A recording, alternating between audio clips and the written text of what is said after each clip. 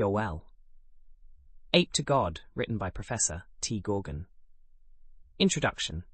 Throughout this story, you and I will take a walk along a foggy road under a constant glimpse of light. This is the story of the invisible agreement that has been made between the top organic consciousness of the planet Earth and the limited operational consciousness of Mother Nature. During the journey into this mind-boggling philosophy of humanity's place in nature and universe, you will pause, think, and ask questions. When the story reaches maturity, then your personal perception in regards to what the limited operational consciousness and the top organic consciousness represents will appear. After exploring many dynamics of humanity, with me, you may reshape your perception in regards to what human social order could evolve into. Chapter 1. Unwritten Rules of a Virtual Partnership. Part 1. Mom and her baby. Mother Nature is the complete dynamic ecosystem, which embodies all of the required energies and ingredients for organic life to flourish. In biology, the evolution of life is simplified by messy drawings of bushy trees. The branches and twigs represent various time periods, evolutionary journey, and extinctions of species. This tree of life has been nurtured by Mother Nature. Well, to be honest, nature does not have the ethics of nurturing, the way we know of.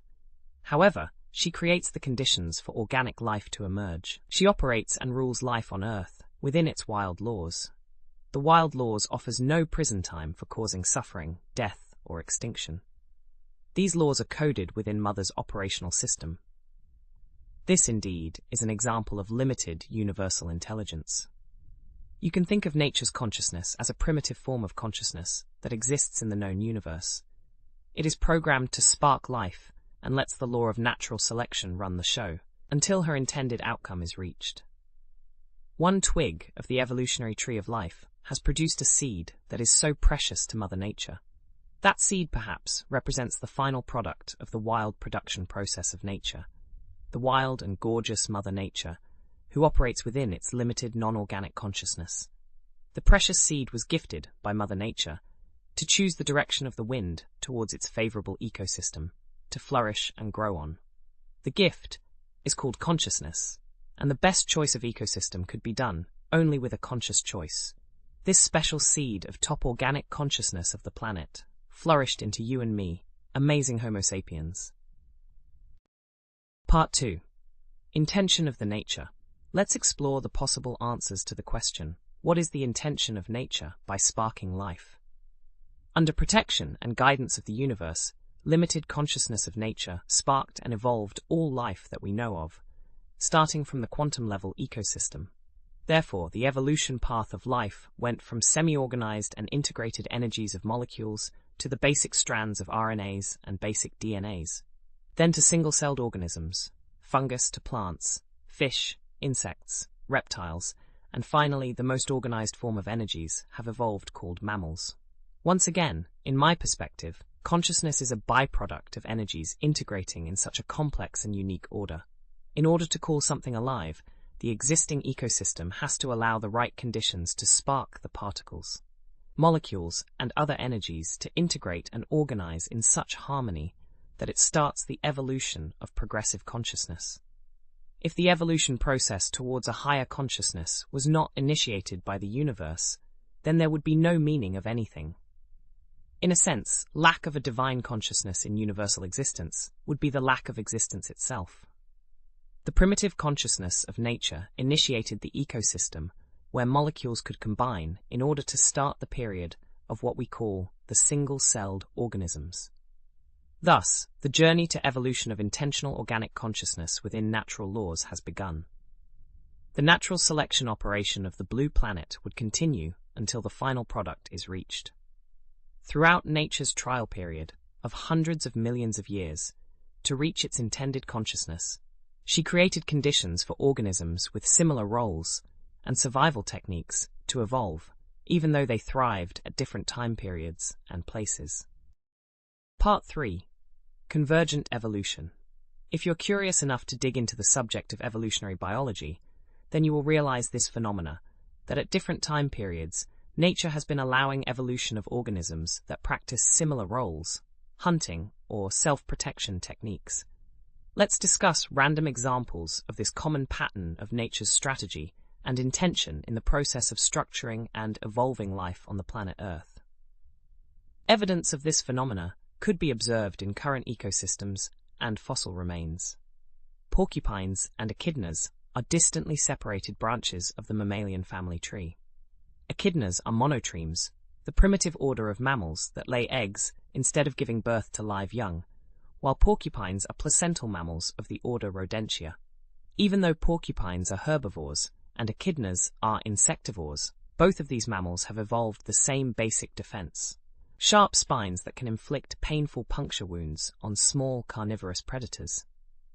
Another example would be today's butterflies, and the ones from millions of years ago called Lepidopteran. The Jurassic was a world dominated by gymnosperm plants, such as conifers, which produced sugary nectar to capture pollen from the air. The primitive insects may have fed on this nectar before flowering plants came along around 130 million years ago. The role of pollen distribution was done with similar employees of nature.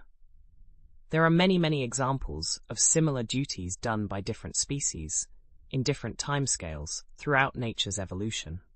What these examples point out is that nature has its own decided route to its intended evolution. Even though biological life almost totally vanished multiple times on the planet Earth, nature ends up creating the same type of organisms, or employees with similar roles, for its mission to continue in its intended development. In biology, this is called convergent evolution, and it states that Mother Nature creates what she wants and requires to reach its goals in the shortest optimal path. However, this theory signals that nature practices limited operational consciousness, and the path takes immense time and trials in terms of human timescale.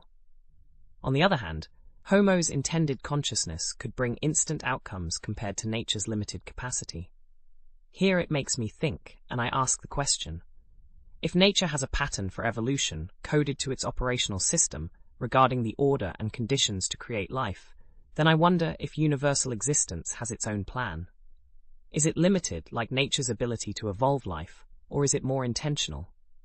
Then again, I want to further argue in a capitalist style. It's almost like Mother Nature hired and trained a new employee to transfer its duties to, or to be more specific, to hire a partner in managing the operations of creation. The new partner has the authority to manipulate natural order, reading and writing the DNA, namely the logarithm of life. The organic partner in training is responsible for keeping the natural balance on the planet Earth by practicing efficient transactions of earthly resources to reach a win-win condition. The win for nature could be its future distribution and survival, maybe towards other planets in the universe. Maybe is to reach a higher level of universal consciousness. The win for humanity is to continue its evolution towards a higher state of consciousness. In this capitalist metaphor, we have no knowledge of the CEO. Part 4.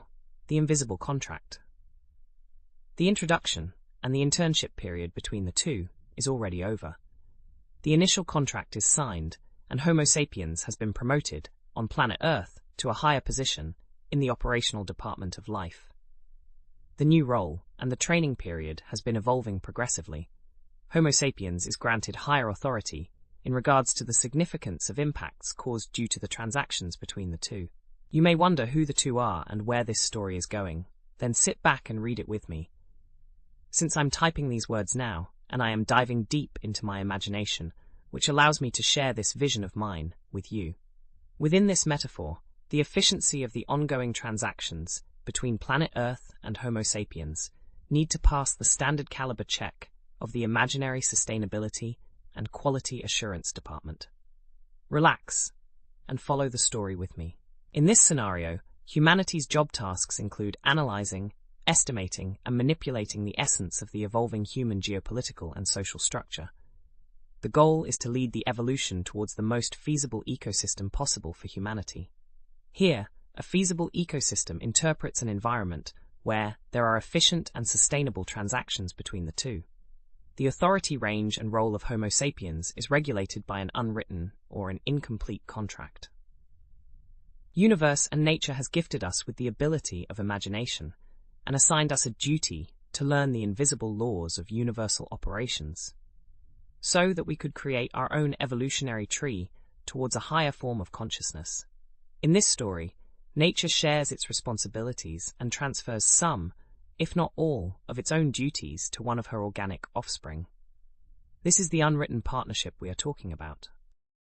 Part 5. The Partnership. The requirements of the partnership does not come with a detailed obligations book. Humanity should work its way to reach an understanding of what nature and creation demands for this collaboration. Only then, humanity could reach the possibility to get further promoted and trained for its duties, to become the part or the bridge species within the universe's intended journey towards a higher consciousness. Humanity's journey significantly depends on how sapiens will, intentionally, manipulate and evolve its social stories and ideologies. In order for Mother Nature and Homo sapiens to continue to thrive within the dynamic and progressive reality of existence, the ideological tools and their binding functionality is well needed. Only then, it is plausible for Homo sapiens to achieve a feasible social and behavioral order. A feasible order represents the perception of an intention to minimize the obvious global risks that threaten the existence of humanity and the sustainable natural order. The essence of the unwritten contract is its flexibility. Our ideologies should be elastic enough to adapt for the requirements of the conditions and orders that we are living in. Humanity must be able to move, cooperate, and decide not as nations, but as a united tribe. Otherwise, humanity may not get an extension for its contact with existence. The fundamental reason for this is the obvious global risks that arise from the current national order of humanity. Indeed, the introduction and the initial statements of the contract between the two turned out to be pretty readable nowadays. However, the future of this partnership is progressive and dependent on two factors. The first factor is the limited intention of natural consciousness. The second factor is the intentional and manipulative consciousness of humanity. The universal law requires both sides to satisfy the obligations of the unwritten contract for a possible extension in existence in one form or another. In order to correctly estimate and understand the obligations of this partnership, and our current and future place in nature, and even in the universe, we must first get a deeper grasp of the tools that creation and nature uses in order to create organic life and consciousness. Part 6. Conditions to life. A curiosity blooms naturally, and I ask the question now, could life only spark in the conditions that we have knowledge of, or can it form in different conditions as well? We don't know the answer to this question yet. Since the natural order of how organisms have been evolving on the planet Earth is predominantly known, we tend to think, imagine, and research about the possible existence of other life forms in the known universe. Humanity has been searching for signs of life on different planets, where similar conditions to that of Earth may exist. Naturally, the logical estimation or theory would indicate that life on another planet could be possible if homogeneous conditions similar to the blue planet exist. Therefore, the process of events should follow the similar paths as on the planet Earth. On the other hand, it is hard to make any logical theories regarding other possible forms of life that may exist in significantly different conditions than our planet, and may possess different natural order of life and life-sparking conditions than we know of. The limited consciousness of natural selection has been transferring its authority of selection to the organic and intentional consciousness of the globe. This theory implies that the flag race of consciousness should progress from the natural laws to organic consciousness, and from organic consciousness to digital consciousness. We need time to uncover the deeper laws of existence and its intention in creating organic or non-organic consciousness.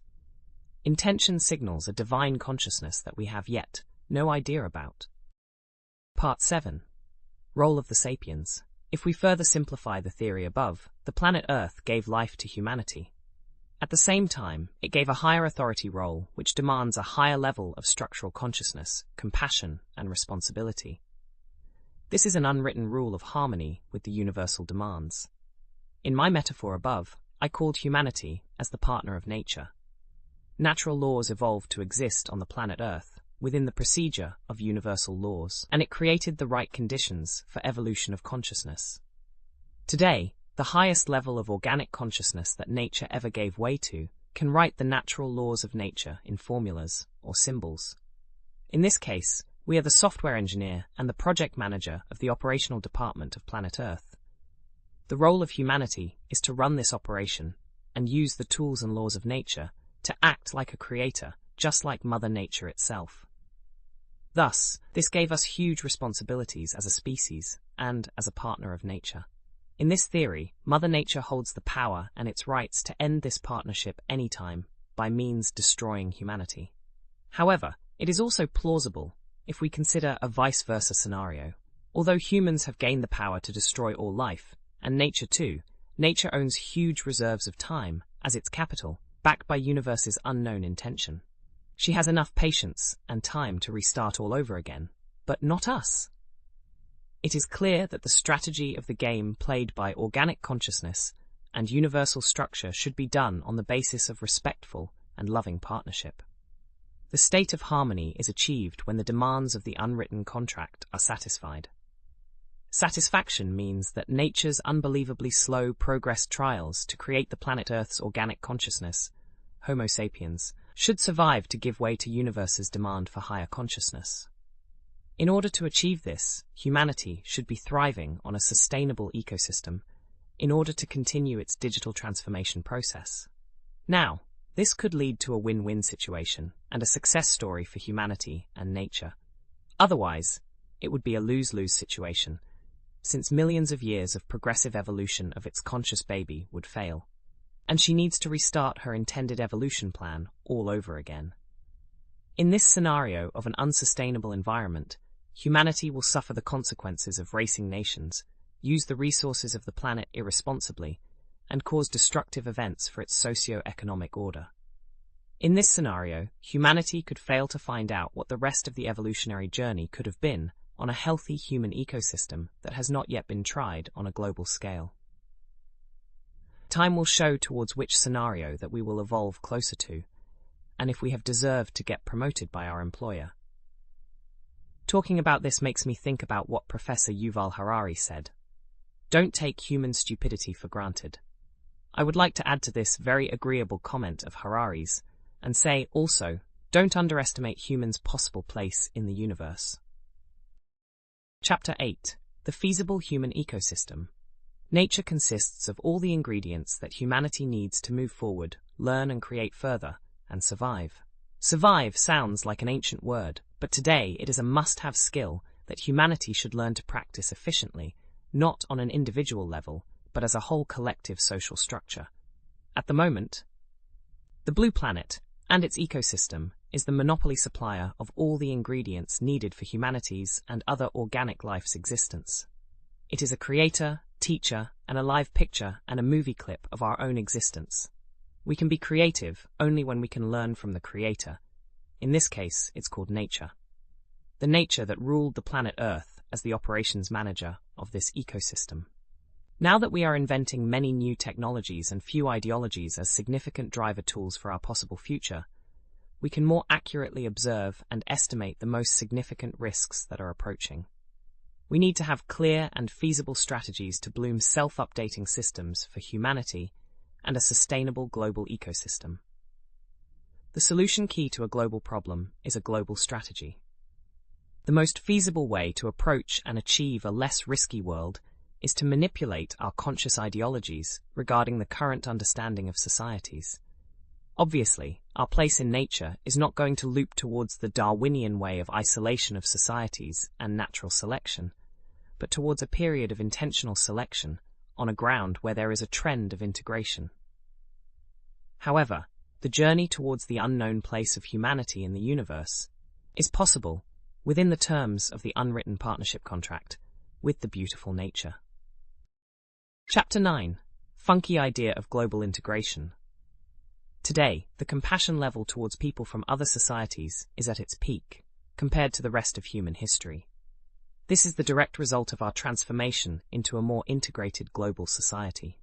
Current order of economical and technological interactions between nations creates a connection between different societies at many levels. This increased integration of societies flourished the right conditions for investing in integrating global ideologies. Otherwise, we know what is coming, right?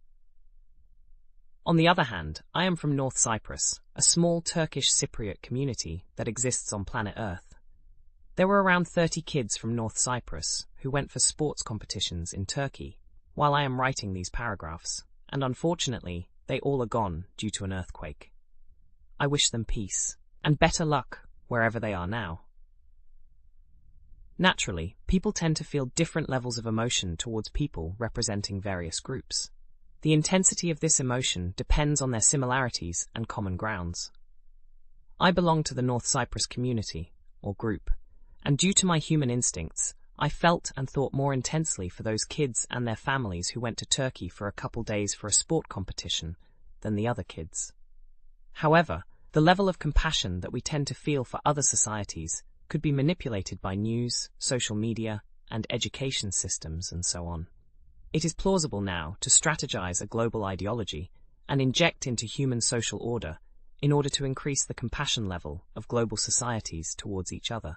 It should be the priority of humanity to fade the historical and ideological stories of war, hate, and bravery.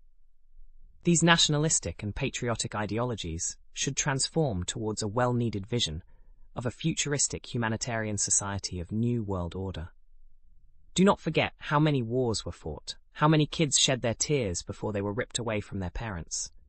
Think about how many mothers lost their sons, how many women and men got abused and killed. It was experienced by all societies of the past and now. The short-term idea to take on those sufferings was to protect the nation, but the unintentional long-term intention of those sufferings is visible now, and it was not to protect the nations. You can't protect a nation in a competitive national world order. All those sufferings were for a piece of peace at that time, and now for the possibility of peace, not on a national level, but on a global level, is plausible. Anthems should be sung and stories should be told regarding the suffering of our ancestors from every race who has experienced wars in order to reach the possible real peace state of the globe. The global flag should rise above all the others. The reality of today's social order is that everybody feels more connected and intense emotion for their in-group than the outer groups. If there were an opportunity to reach a similar level of empathy to all people of this world, wouldn't we have all benefited? If we could achieve global standards to be reality for all locations of the planet Earth, then nobody would have died in this earthquake. We would have built earthquake-resistant buildings at high-risk locations, or not built at all. Don't we have to have global strategies to overcome global risks? Global risks of war, climate change, pandemics, and other evolving risks that the order of humanity, planet Earth, and nature faces. This is why global standards should exist above local ones, and that's why we need the funky ideology of integrated humanity.